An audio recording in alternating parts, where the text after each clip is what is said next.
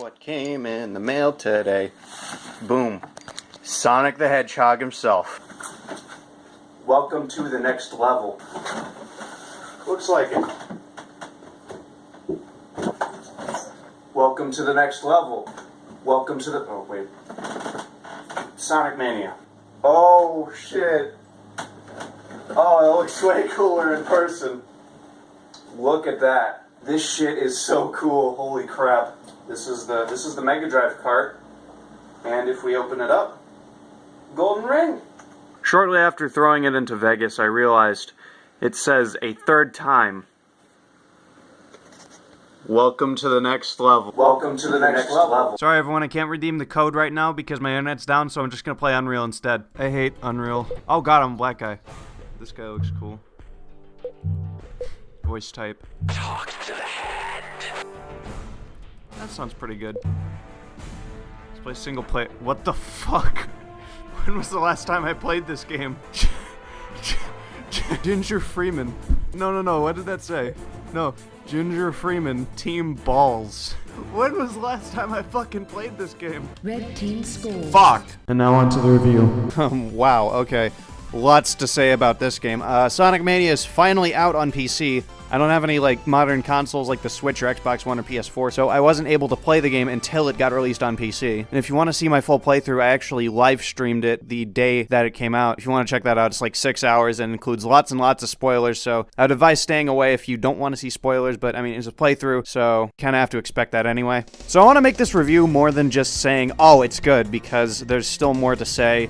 I do have a few gripes, but they're very small, far and few, you know, stuff like that. I am going to cover the good things first, so let's get into that. So, the physics feel like everything that made the original games great, except further refined with a few new moves and also slight tweaks that I enjoy. Basically, the physics are like Sonic the Hedgehog 3, but a little bit adjusted, it seems. And it plays really nicely with Sonic's new move, which is the drop dash. Basically, when you jump and you're in midair and all, you hold down A, then as soon as Sonic drops to the ground, he'll just instantly charge a spin dash. Like, he'll just fire it off. This is a very nice addition to the moveset, and it makes him a lot more versatile. The visuals in the game are beautiful. They're more than just updated classic sprites. They're like reimagined, redesigned, reanimated. It's crazy. And even all the updated classic sprites are like much more than just updated classic sprites. They didn't just do a few color adjustments, they redrew a lot of parts and generally just made the sprites a lot nicer than they used to be. And that's not to knock on the old sprites. I mean, they were working with limitations, and the Genesis graphics still looked really good considering those limitations. But I'm really glad that the Mania dev team took the opportunity to improve anything they could with the original sprite work. Everything looks so gorgeous and animated and vivid. And in the new stages, everything looks so creative and it's great. All the shields look great too. They have like a blending effect on them that makes them look all glowy. I'm so glad they didn't do the original shield effects. And it's not just shields that has that glow effect. There's things like fire and stuff that they went and did that with. It's great. It really is. The character animation is gorgeous. The playable characters feel alive, and all the robots and stuff, they just feel really nice when they're moving around and doing their stuff. Oh, and the bosses look so goddamn cool. I'm not going to show off many bosses, if any at all, but the bosses look so cool. Now let's move on to level design. What I have to say about level design is very similar to what I said about the physics. It's basically everything that made the classic games great. It's not as simple and boring as Sonic 1 and part of Sonic 2 was, but it's also not as overly complicated and difficult as Sonic 3 and Knuckles was. It hits a really nice middle ground, and I rarely ever saw myself having issues. All the stage mechanics flow really nicely, everything feels really dynamic. You'll have so many moments where you're like, yes, that's genius. This works. This mechanic works with this mechanic. Oh yeah, the classic stages also have all new gimmicks for the most part. Like Chemical Plant, you might be like, oh, Chemical Plant, damn it. But no, it's really good. Feels better than Sonic 2, and also has a whole host of new mechanics when you get into Act 2. Like the jelly stuff that bounces you around, it's really cool. Hey, did I mention that the stages are so big? They're so, like, tall and wide and huge. Yeah, these stages are massive, and they have so many different pathways and little intricacies. It's crazy. It's all really well done, and I have to give huge props to whoever designed these levels. The Blue Spheres minigame from Sonic 3 makes a return, and I feel like they're improved to a point. I mean, I don't know what there is to improve on other than new technology, but they do feel a little nicer than the original Blue Spheres did. Still though, if you're not a fan of Blue Spheres, then you're not gonna like this. It might be a slight improvement to what you're used to, but, you know, I know that there's people who really don't like Blue Spheres, and this likely won't change their minds. I'm sort of neutral to them, but I'm really glad that they didn't make it the only way to get an emerald. In fact, I don't even think you can get an emerald from the Blue Spheres. Instead, you get them through the, what I call dimension heists, because that's the name of the track that they play. The separate special stages. stages, where you jump into the big 3D ring, and then you get sent into this Sega Saturn Vaporwave-ass dreamscape. They're hard as balls, but I think that's just because I suck. But either way, the aesthetics, just the gameplay of them, the controls, it's all really good. This might be familiar to you if you played Sonic CD and saw those special stages. And if you're like me, where you hated those, I mean, I didn't hate them, but I slightly disliked them, you're gonna love these. These are way better.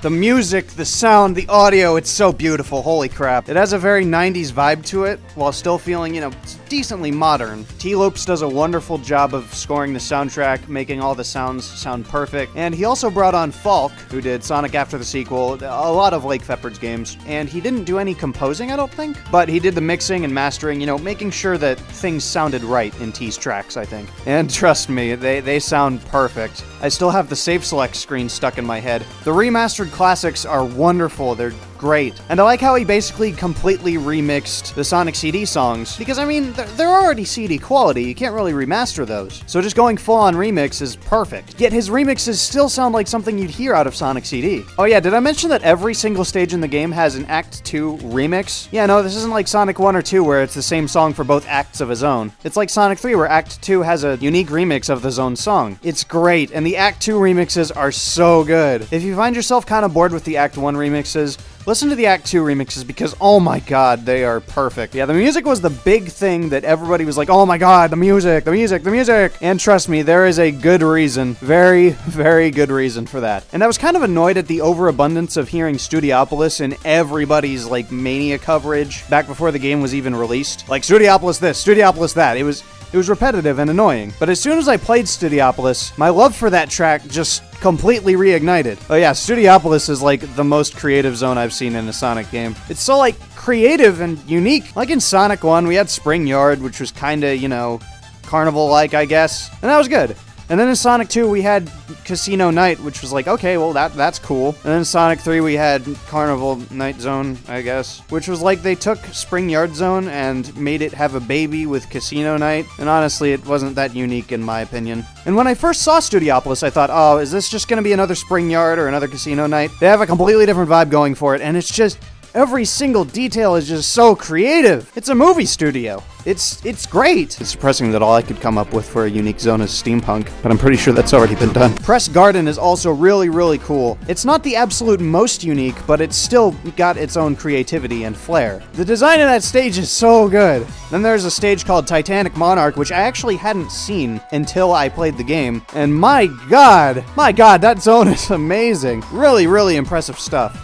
Alright, now that that's all out of the way, I'm going to get on to the things that I actually had issues with. The boss of Oil Ocean Zone, that big octopus thing, fuck it! I hate that thing. I had to restart so many times. I don't know, maybe that's just because I suck. It's probably not actually poorly designed. The dimension heists are a little bit too slippery for my taste, but again, that might just be because I suck. I'm a little disappointed with the lack of an online multiplayer function. Caxman, Stealth, all those boys who worked on Mania, if you're listening, if you're out there, please figure out a way to get online multiplayer because that would kick so much ass, you have no idea. The game was surprisingly short. I mean, even with all the Oil Ocean restarts, and the special stages, and the blue spheres, I beat it in 6 hours. And yeah, I know, that's not that short, but still, I mean, I guess this isn't really a complaint, but I want more. I guess we can save that for Sonic Mania 2, though, or a sequel under a different name or something, I don't know. I do really want to see more from the Mania team, because this is wonderful. Well, that wraps up all my complaints. And you might be sitting here saying, oh, Max, what about the DRM? And I just say, fuck you!